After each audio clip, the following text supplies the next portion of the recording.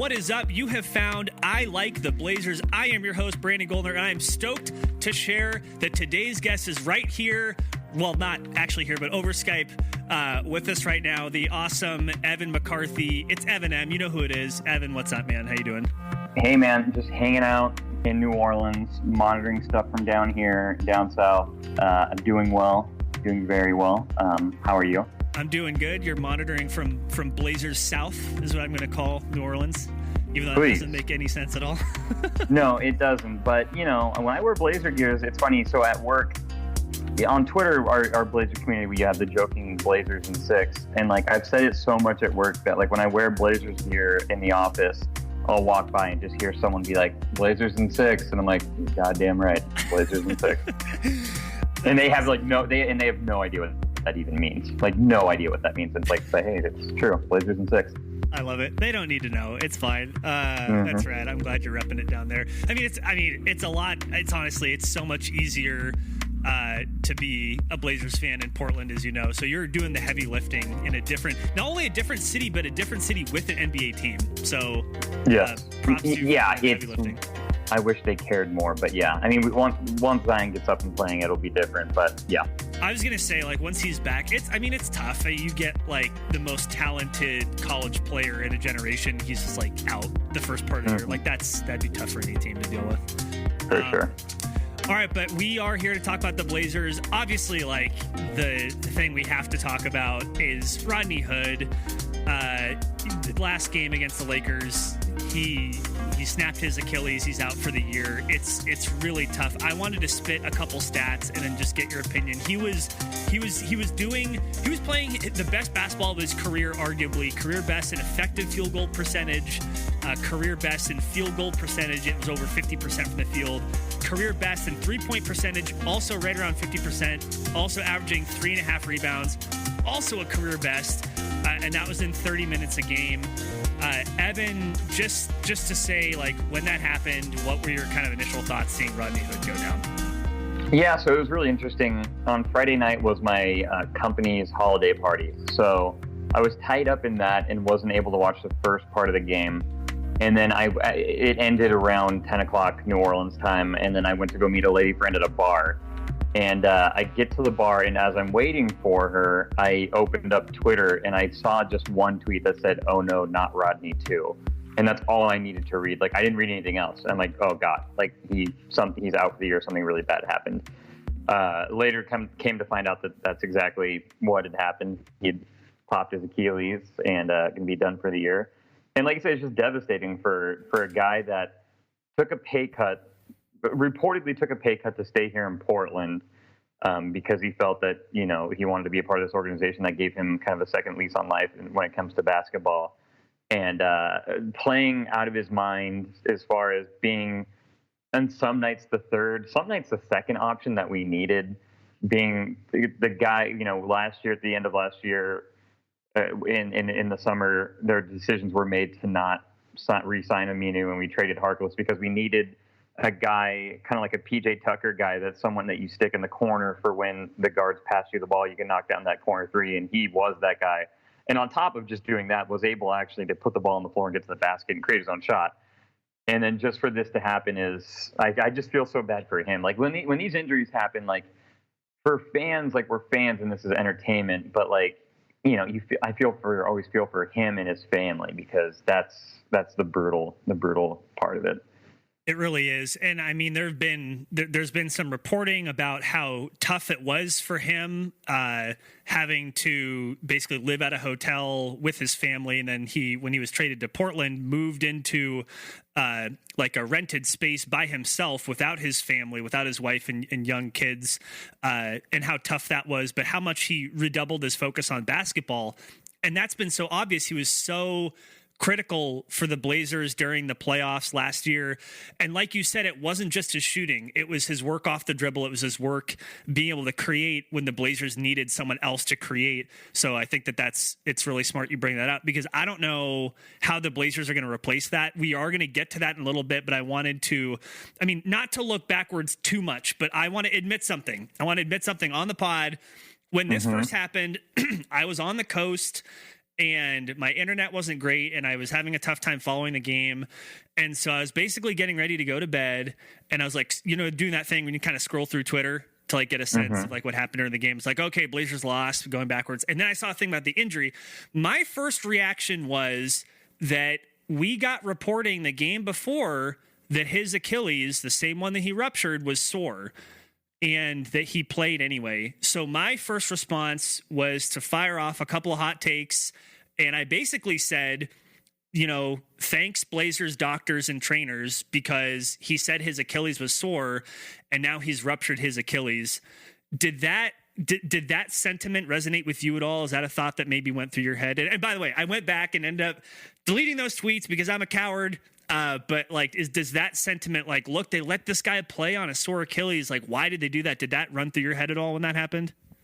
Yeah, it does. And I had very strong feelings about the Kevin Durant coming back last year during the finals after he injured his leg 30 days earlier in the playoffs. And we all thought at first it was his Achilles, and like, no, they just injured his leg, and then they brought him back and he popped his Achilles, like we all thought was going to happen. So like I thought back to that, and at that time I was like, why would the organization do that to him? So I did have thoughts about this. Obviously, we can't put ourselves in the minds of the doctors and all that. They obviously don't want these players to get hurt. My thing is, and with Kevin Durant, it should have happened, and maybe in Rodney Hood's case, I mean, the circumstances were a little different.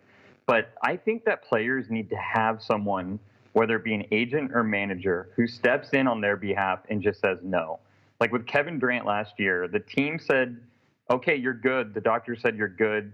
If you give the player the green light, every single one of them are wired to play, and they're just going to play, like no matter what. And you need a voice of reason outside to step in and be like, no, he's not playing. Like, we need to figure out what's wrong with him, or he's not feeling it. Because again, the player will never do that, ever. And I wish that more guys had stuff like that.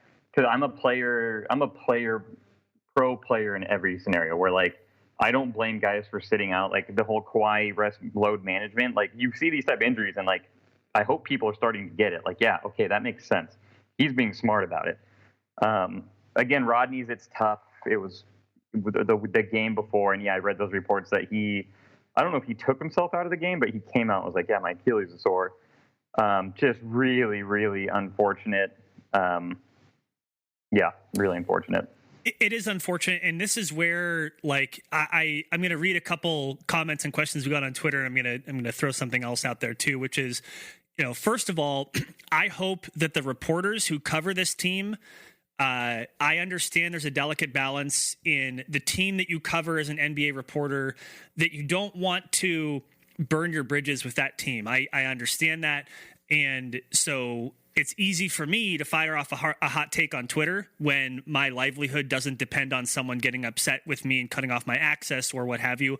But I sincerely hope that whatever decision-making led to Rodney Hood playing against the Lakers when he said his Achilles was sore, I hope that gets looked at. That's important. I want to know, what did the trainers and doctors, what types of protocols did they go through? Because if there's something that they could have done differently, or a way in which they manage this that could be managed better, I want to know what that is as a fan, to ensure that the players that come next are healthy. This isn't about laying blame at someone's feet. This is about making sure that whatever they're doing, they're making sure their players are super healthy. And I will say, I am not a doctor. Okay, I'm not a medical professional, but it is my understanding that something as simple as an ultrasound could detect a partial small tear in your Achilles. If you received a patient and said, my Achilles is super sore, if you have access to an ultrasound, which those teams definitely do, and also MRIs, because they can afford to do that and it doesn't matter, if that is what was bothering him, and I don't know if it was, but they could have done those diagnostic tests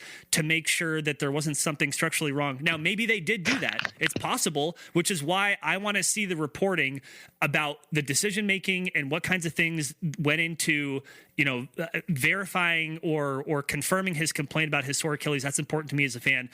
A couple of questions or comments about this from Twitter, kind of on that point from 20,000 Thorns at 20,000 Thorns. Stotts remarked that Hood, quote, cleared the protocols. I would hope the organization is asking themselves if those are the same protocols that Wesley Matthews cleared in 2015. It's a legitimate and non-judgmental post hoc analysis that is warranted. And I would say that is a sentiment that I also share. So thanks to 20,000 Thorns. We also got a comment from Lonnie St. John at Lonnie St. John. I would encourage everyone who's looking to blame someone to watch the replay. Hood landed and quickly pushed off. The video shows that his Achilles was stretched a lot. Even a healthy, non-tight Achilles would be pushed to the limit. And Evan, can I ask, did you happen to see the a replay of when Hood got injured against the Lakers? No. That stuff. I know some of it can be tough to watch, especially with the Achilles, because you can kind of see it happening. It's not like a broken bone. It's not like a Nurk situation when he broke his leg, where like I saw it live and I'm like, I will never watch that clip again. But no, I didn't get a chance to see it. Oh, yeah. I had the chance to see it. I chose not to see it. I'm with you. This is one of the first times that I have actively not. I'm usually just whatever. I'm curious to see it just because I don't know why. But this time, you want to be informed, yeah. Yeah, I'm with you. I chose not to look at it. A couple more quick comments, and we can move on to another angle on this. But we have from Ian Charles Rose at Ian Charles 33. He commented, "There's no way to determine how bad an injury it is before it happens. It's kind of word of mouth from the player." I responded to him about my piece about, well, like if it's something that could be picked up on an ultrasound or MRI, then they could catch it. And he responded, that's only if it's severe enough to show. If it's just sore, you're probably not going to see anything. Achilles are super sensitive, especially for basketball players. And I just want to say that is totally fair. And again, we do not know, which is why I want to see that reporting. A couple more comments from Brenda Nuckton at Opera Brenda SLP. Not only is predicting injury pretty complicated, but the players play through pain all the time. And that's a really good point. So judging what pain is a potential catastrophic injury in the making and what is day-to-day NBA life is pretty tricky. Really good point, Brenda, which is why, again, would really like to know what kinds of things the team went through when they knew that his Achilles was sore. And the last one, kind of along the same lines, from a film by Quentin Tarantino at GL Swenson. Is there honestly a way to prevent it? He hadn't injured his Achilles. It was just sore. Evan Turner had Achilles issues last season and just kept randomly sitting out games. It's a huge and not well understood ligament. It can feel totally fine and then snap out of the blue. And that's true. The Achilles is something that even if you're perfectly healthy, it can go without any warning. So do you agree that if the team is not already doing it, that it would be useful for the team to just kind of double check the types of protocols they went through in this situation to make sure that if something like this happens again, that they're approaching it with the best possible science? Would you agree with that take? Yeah, I do think putting the onus on the team and having them kind of check the processes of what's happening in that type of situation would be beneficial. I also think it'd be nice, and we get this way, and we get it with like the hot take media, which is bullshit, about like, again, going back to Kawhi Leonard and the load management type stuff, where like, yeah, okay, haha, we're all fans sitting on the sidelines laughing at these guys or making fun of them or criticizing them for sitting out. But then we see injuries like this, and like, I hope we can help change the stigma of like, if a player says he's not feeling right and wants to sit out, that's fine. Because like you said, Achilles can pop at any time, even if it's not sore or whatever. But like, would it have hurt if Rodney Hood was like, hey, I want to sit out a game or two? I don't, I personally would not fault. I would never fault the players for doing that. Right. And you know what's the most frustrating part about the, as you said, at the hot take media who gives players a hard time for managing their workload? It's a lot of this is coming from former NBA players. Right? It's coming from people who've played in the league in the past. They're like, well, back in my day, Isaiah Thomas, and Larry Bird. It's like, look at those dudes' careers were cut short. Does anyone remember that Michael Jordan took like a year and a half off from basketball altogether? Is that not load management? I mean, does Larry Bird and his back and I'm thinking of like Kevin McHale had like a broken foot, and they told him in the 80s, they're like, look, dude, if you keep playing on this, it's going to cause a permanent disability. And lo and behold, it did. And these are the same players making fun of people for not wanting to have a career altering and life altering injury. And that's really the thing, isn't it? It's like, this isn't even just about how they manage the rest of their career. This is about being able to participate in their lives in the way in which they want to when they're 35, 45, 55, 65 and beyond. So 100%. Yeah, no, I am with you. I think that I do think, though, luckily the shift towards understanding that science, I think that we're getting there. We're not all the way there yet. Well, let's talk about how this injury affects the team and who else might be able to step up in his absence. Let me throw in a couple more. We got a pretty robust response from Twitter. Obviously, it was in the wake of the Rodney Hood injury. So from Jared H at Nervous Orca says, I have a question. Why? And I'm like, yeah, dude, I think that we're all feeling a little bit like that. And another one from Chrissy at dgin_and_juice. It sucks so much, but Hood has always been a home. Hood always has a home in the hearts of Blazers fans. Dude became a Blazer hero when he iced that fourth overtime. He'll probably pick up the player option with hard work through rehab and a little luck. We'll see him on the court sometime next season. So maybe that's a good, before we move on to what they're going to do the rest of this season. It's also my sense that he will pick up the player option. He probably will be here next year because of this injury, when maybe that was put into question before. Do you have any thoughts about that? He's a relatively young dude. He's still in his 20s. I'm hopeful he can come back just as strong as ever. How are you feeling about his future in Portland? Yeah, I think it would make sense. He was playing well, but the sample size for this year, I think for another team to give a look at him and be like, oh yeah, let's offer him a 3-year deal. That's probably not super realistic. What is the player option for next year? How much is it? Do you know off the top of your head, or do you have that in front of you? Damn it, Evan. You know what? Like 8? Is it like 8 or something like that? What if you keep talking and stall? I can look it up really quick. Yeah, from all accounts, it sounds like he obviously loves it in Portland. Going back to one of your previous points, and with Kevin Durant, he left Golden State after that debacle, and there was speculation about if he blamed the team doctor. So it'd be the one wrinkle in it would be, how does he feel about getting health advice from these doctors if this just happened to him, right? I don't know. I have no idea what his mindset is when it comes to that. Right. And by the way, Rodney Hood, the option next year is only $6 million. If you don't count that, if you do count this season, he's only made, I say only in quotes because these are NBA players, but he's only made $16 million in his entire career. Oh, wow. And then he has the $6 million option for next year. He's 27 at this point. So he's not one of those players who signed a massive contract and can just cash out. So yeah, for kind of a long-term, generational wealth standpoint, he still, and obviously he wants to play for the sake of it, but he still has a lot to prove there. So yeah, just that $6 million next year, I expect that to be picked up at this point. But let's talk about, Rodney Hood out for the year.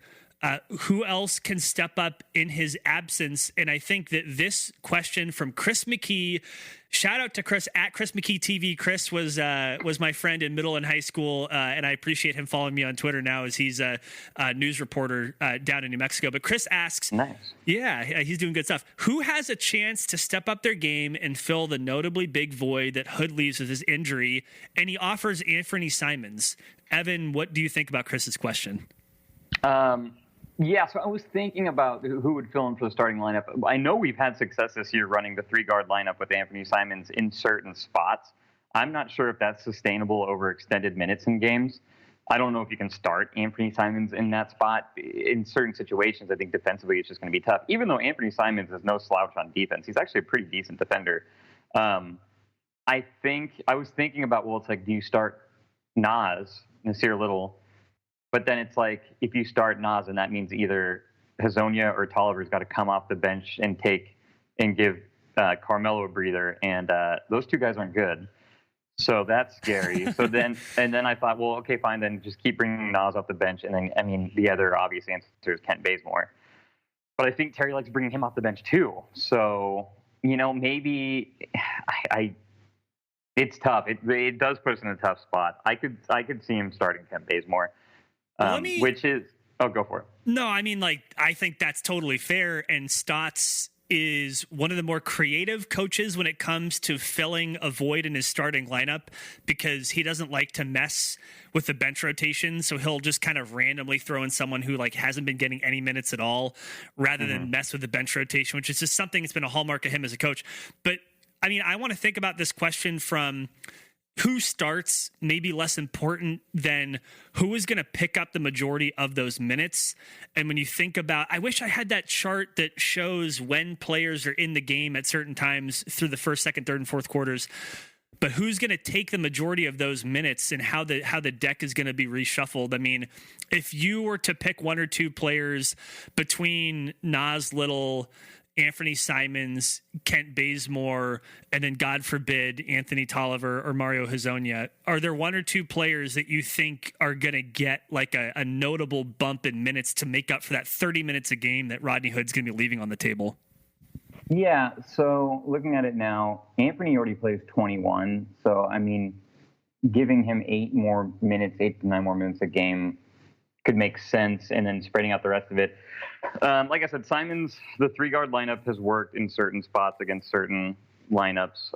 So I think there, and I think Nas, the problem with Nas is that he's not a very good 3-point shooter at this point in his career. Obviously, as a rookie, he still needs to get better at that, to catch and shoot 3, which Rodney Hood obviously was fantastic at this year.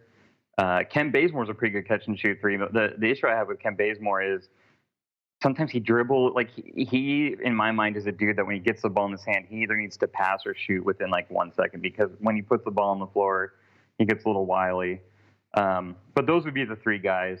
I don't see, I mean, maybe he gives Gary Trent Jr. a little bit more minutes, but it just depends on what the team's goals are going to be. Like, is this team still going to fight for an 8 seed, or do, Dame and CJ, Dame's playing 38, 39 minutes a game, CJ's at 36.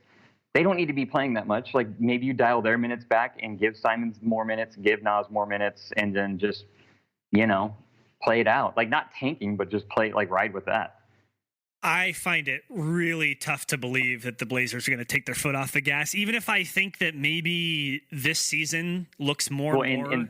And the Melo bump would suggest that they wouldn't, right? Because Melo has really give this a bump, and it's like, re-energize the team and the fans. So yeah, I mean, I think that's a good point. No, he really has, but it's tough because you think about all roads, in my mind, when I think about the Blazers and what they're going to do this year and in the coming years, all roads lead through maximizing Damian Lillard's prime. He's 29.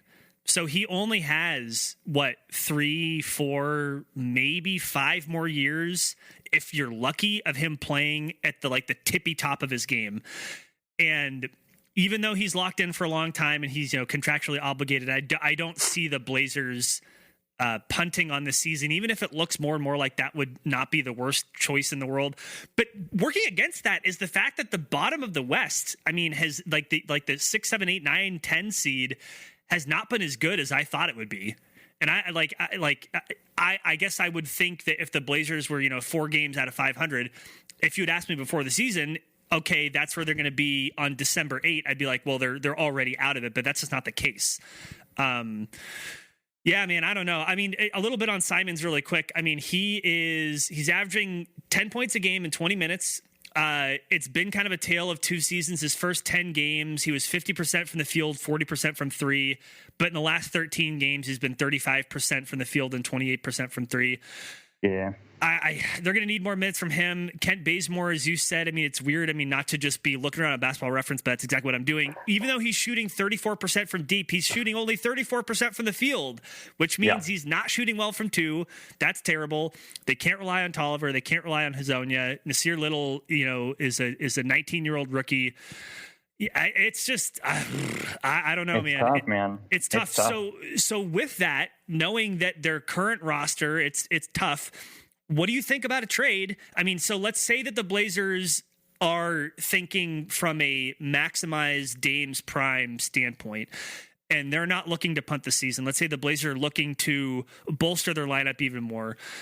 We did get a question from Hoodie Rich at the official MAB, who asked, who do you think the Blazers might target at the trade deadline? Now, his question said, other than Kevin Love, but I do want to entertain that Adrian Wojnarowski of ESPN reported a couple of days ago that the Cleveland Cavaliers are now ready to listen to offers for Kevin Love, who is 31, who has 3 years and $90 million left on his contract, who is getting 16 points a game, 10 boards, shooting 37% from deep on 6 threes.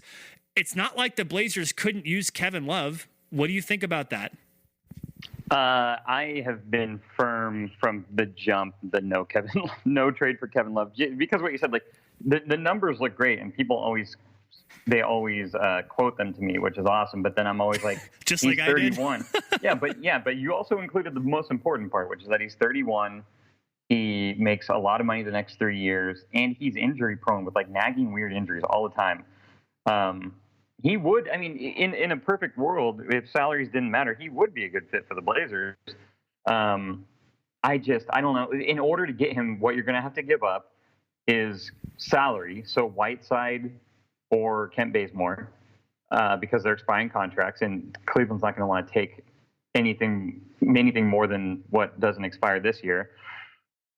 So you got either one of those two. If you trade Hassan Whiteside, then your only real true center on the team is Skal the BCA. Because Kevin Love, in one tweet, someone sent me like, play Kevin Love at the 5. I'm like, are you insane? Like, no, he's not going to play the 5 for us. So no, I wouldn't Kevin Love. I think a realistic trade that I would like them to do is, so we're going to have 2 guys, Kent Bazemore and Hassan Whiteside. 2 contracts are coming off the books if we don't move them this year. We know, and so the Blazers are theoretically going to have cap space this next summer. If they were to make a trade and trade those guys, I would want the Blazers to look at players who have a few years left on their deal that aren't Kevin Love, that are younger, that even if they don't come in and have a huge impact this year, maybe do the next few years. Because as we know as Blazer fans, free agents don't sign in Portland. So the way you get them is you got to trade for them when they've got time left on their contract so we can keep them. Because my biggest fear is 2016 comes, we don't make any trades. And then Olshey has a panic attack like he does in 2016 and then just says, I can't sign anyone. I'll just overpay Whiteside and Bazemore to stay here. Like, that's what I fear. Well, I want to sneak in to say the free agent class in this upcoming year is not looking super robust, and like lots of players who were expected to maybe be on the market have signed extensions. That means that teams, like you just said, teams are going to be overpaying mediocre players in this free agent class. And so you're right that if the Blazers are going to get better, it's going to be via trade. So, I mean, if not Kevin Love, I mean, and this is a name that's come up a ton, but what about Aaron Gordon with the Magic? He's 24, not having his best season this year.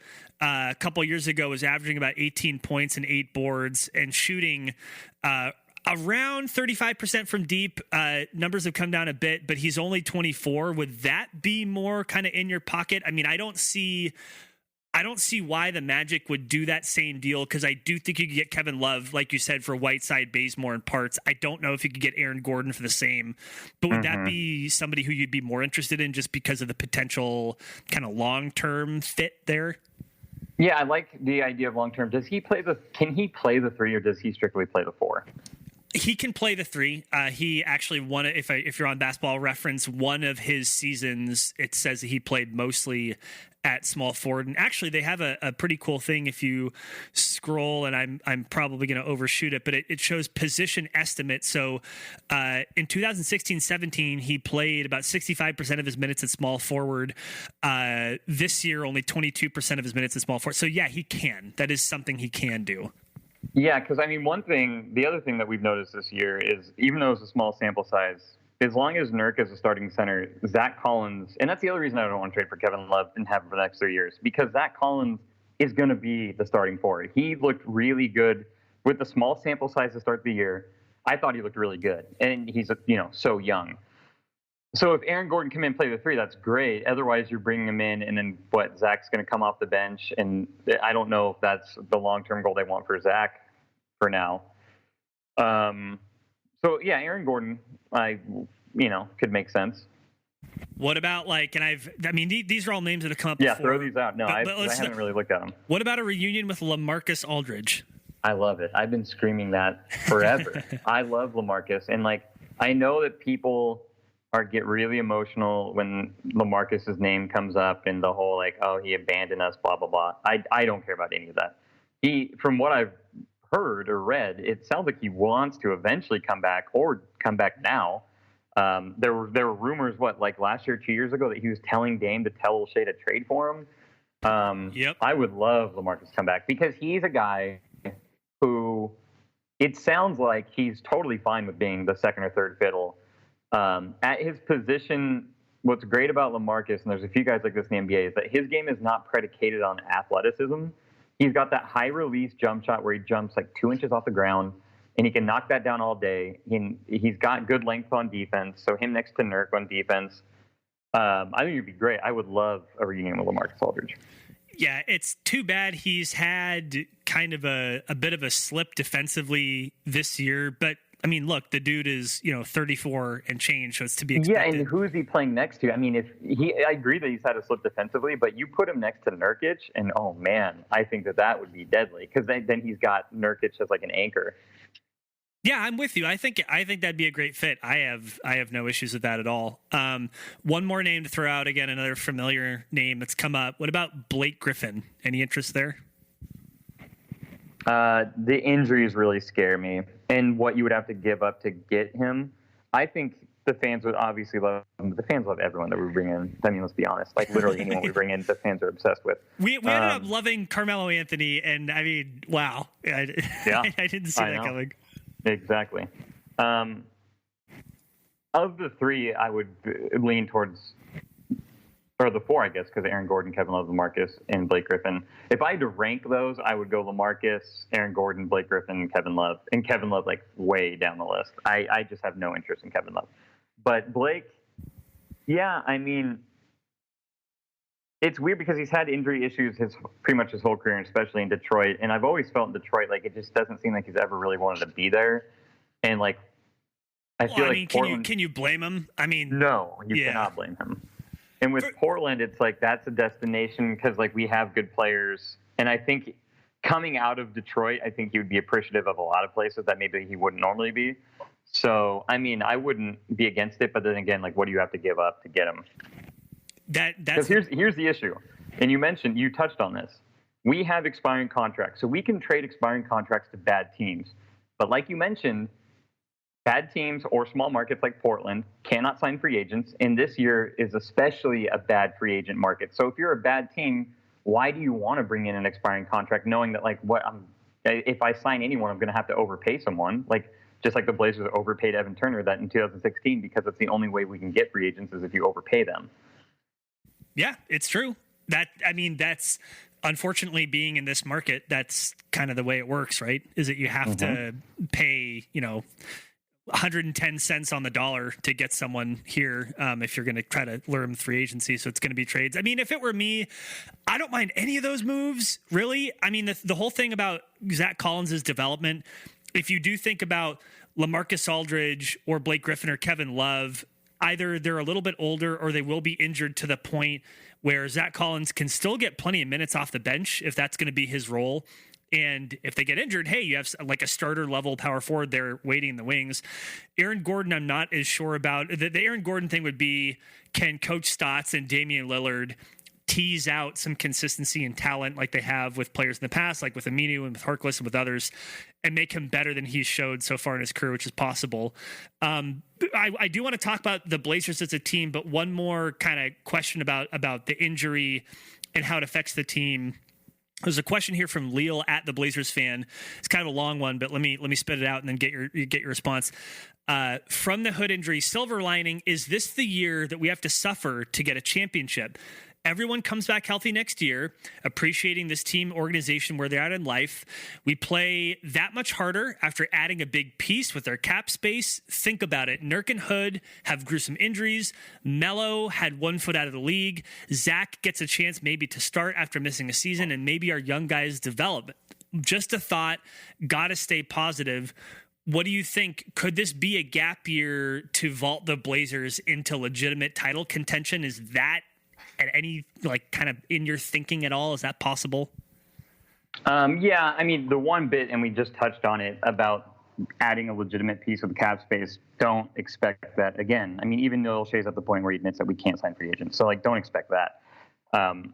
Yeah, I mean, it could. Or I mean, via trade. I would kind of sneak. They didn't say that, but like a big piece. Either. I thought you said cap space, but yeah, no, they did. They said cap space, but I am now editorializing either cap space or trade.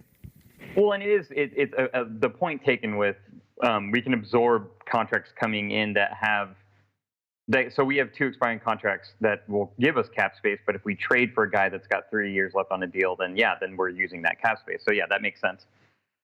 Yeah, I mean, it's just going to come down to finding a team at the deadline who is not playing as well as they thought they were, and they've got a piece or two. You know, there's a couple of guys out there that just they're willing to part ways with. You know, to title contention, it's tough. I mean, I think last year making the Western Conference Finals put a weird tint over a lot of fans' eyes, where like you step back and look at it, we got lucky with Anfernee Simons going off in the last game of the season to get us the seed that we got. Played great against the Thunder in Denver, coming back and winning the 7-game series against Denver. But like, if we would have had the other seed, we would have played the Warriors in the second round and got swept. So like, yeah, we made the Western Conference Finals and played pretty well against Golden State for 3 of the games before losing, getting swept. But I don't. Yeah, the pieces are going to be interesting. I do think the piece about the younger guys developing more is big. Nurk coming back is going to be huge. I think defensively, he's going to help so much. Yeah. So, yeah, I mean, yeah. Obviously, and hopefully the biggest thing I'm looking for, I'm hoping that Nurkic will come back just as strong. And the good news is that for the closest corollary to the injury he suffered was Paul George, who came back and, was playing at an MVP level. So that's good news for that kind of injury. Actually, there was one more question here. It sort of bridges the gap between the injury and the Blazers getting back on track just in general with their schedule. It's from Stay Mellow, Blazers in 5, at Justin B. Leak. Blazer fandom is quite used to letdowns and setbacks, be it tragic injury or otherwise. For me, the love of basketball and rooting for our guys through the rough times makes the successes that much sweeter.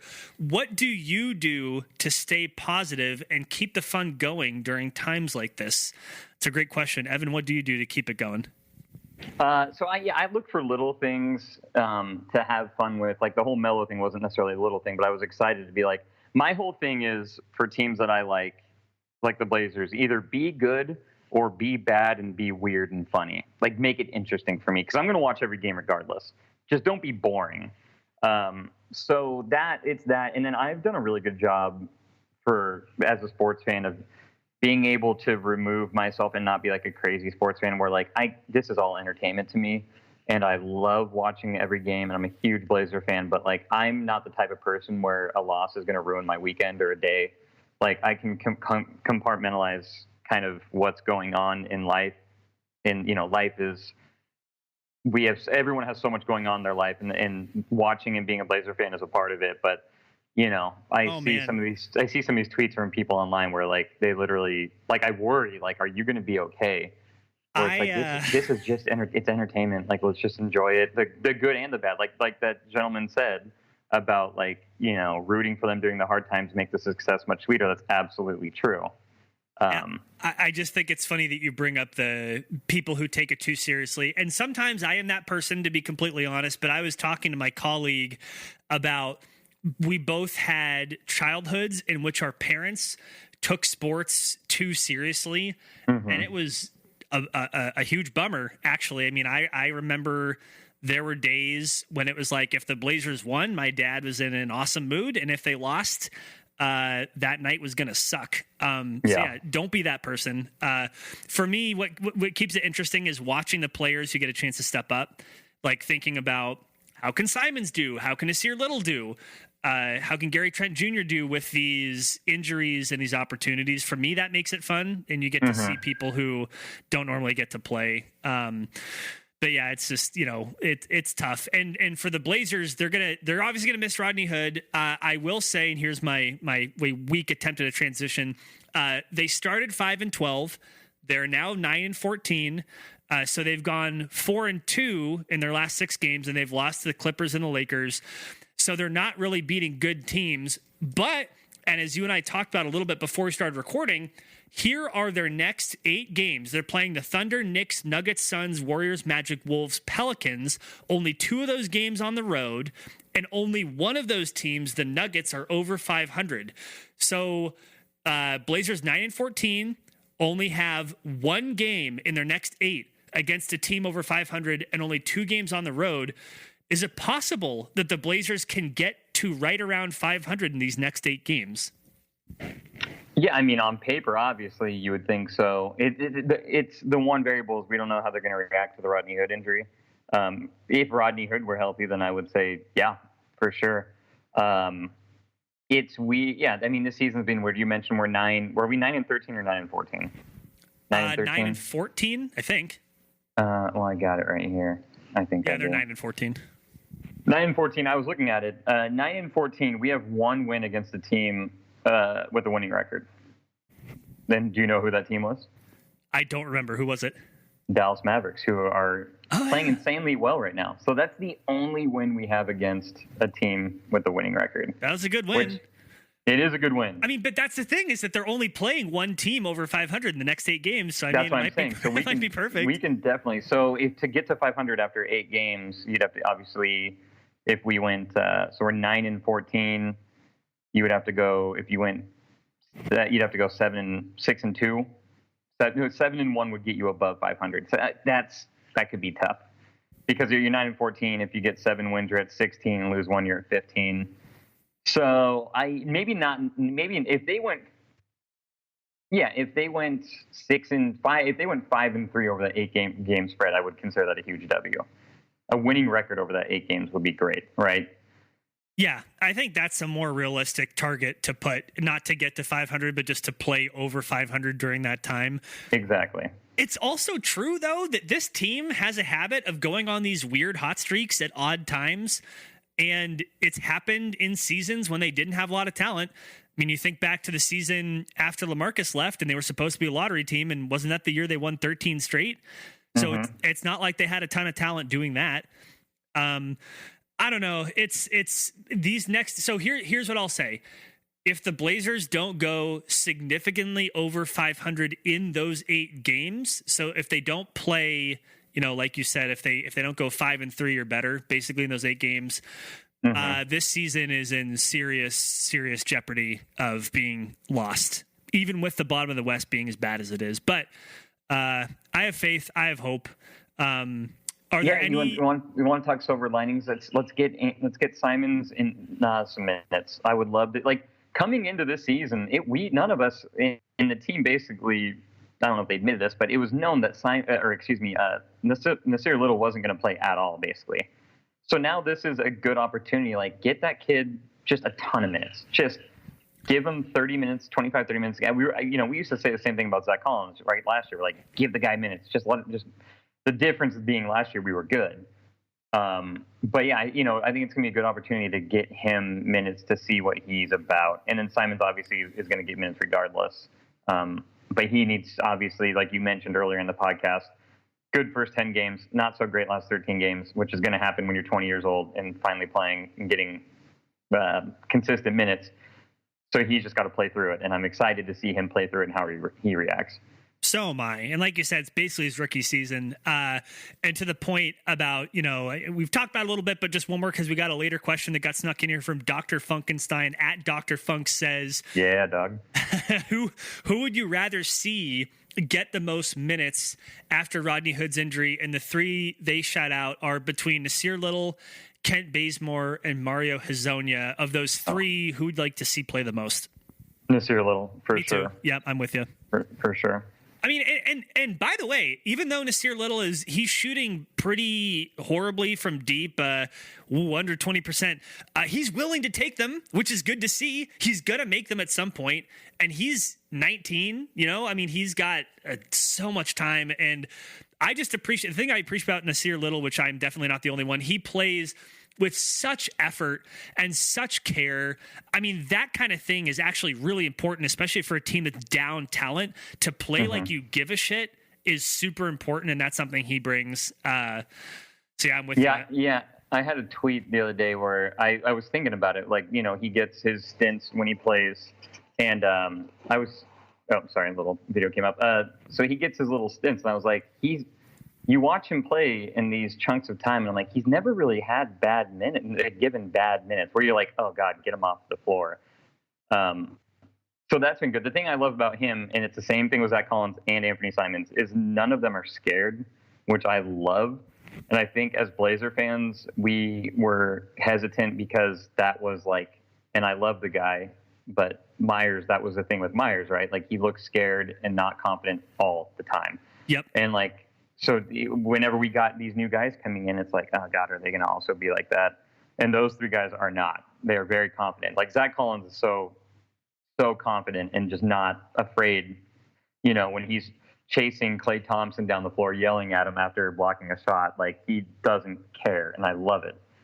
It's so important for professional sports to, you talk about so many different ways of saying it, having a short memory when you miss a shot, or acting like you've been there before, but being able to stay in the moment and not worry about how well or poorly you're playing is so important in professional sports. And, not to harp too much on Myers Leonard, who, I think by all accounts is having a pretty decent season there in Miami and having a good time doing it. You're right. It was just evident on his face that he was thinking and he was concerned about when he wasn't doing well. And then when he did do well, he would get overhyped. And just to see young players on the Blazers play like whether it goes in or out, it doesn't matter. It makes a huge difference. And it's going to be exciting to see them moving forward. With Myers, to make up, because I've had unkind tweets from way back in the day, but I've totally come around on Myers while he was still with the Blazers. I have too. I was blocked by him for many years. Were you really? Yeah. So my thing, to make up for it, your boy, before it sold out, I did buy the Miami Vice Myers Leonard jersey. It's in the mail, or it's coming. Yeah, it's coming. That's they have awesome. To, make it. So is it the teal primary color? Yeah. Oh man, those are sick. By the way, those are dope. So the Miami Heat store was like 12 Eastern. We're gonna go live with them, which is like, come on, which 11 o'clock my time. And during the week I go to bed kind of early, but like I set my alarm to make sure, got in there, bought it, and then like the next day or 2 days later, I went to go see if you could order one, and they were like, you can only buy like either Dwayne Wade or someone else, and that was it. By the way, speaking of that teal color, you tweeted out a picture of yourself wearing a fucking awesome outfit. You had the Sugar G Dame 5 colorways, and you had the teal shirt, you had the teal accent jacket, and then beyond that, I'm looking at this picture of your room. Is this your room? You have the shoes up, like displayed on the wall, professional like? Yeah. So I do. Like, I started buying sneakers more seriously probably like 3 or 4 years ago. And yeah, when I came down here, and shout out to Shea Serrano, who I'm sure is a big listener of the show.